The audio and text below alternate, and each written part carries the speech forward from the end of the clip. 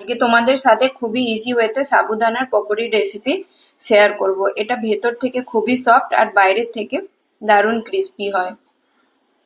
আধা কাপ বড় দানার সাবুটা ভিজিয়ে রেখেছিলাম আধা কাপ জল দিয়ে। খুব বেশি এটাকে জলে ভিজিয়ে রাখতে হবে না। ফুলে প্রায় 1 কাপ মতো হয়ে গেছে। দুটো সেদ্ধ করা আলু গ্রেট করে দিয়ে দিলাম, কেটে রাখা ধনেপাতা, ক্রাশ করা পিনাট, কাঁচা লঙ্কা, একটু সামান্য লেবুর রস, পরিমাণ মতো নুন। তোমরা চাইলে আরো কিছু মশলা এখানে ইউজ করতে পারো। খুব ভালো করে হাতে করে মেখে নিতে হবে, যেমন একটা বাইন্ডিং এসে যায়। মেখে রাখা সাবুটার কিছুটা অংশ নিয়ে ভালো করে হাতে করে চেপে চেপে এইরকম একটা শেপ দিয়ে নিলাম।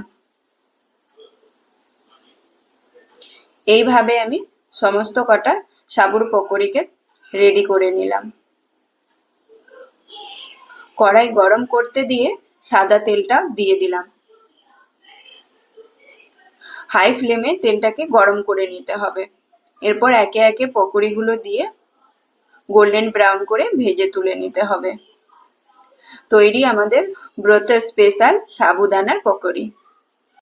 Do try at home and enjoy. Tata.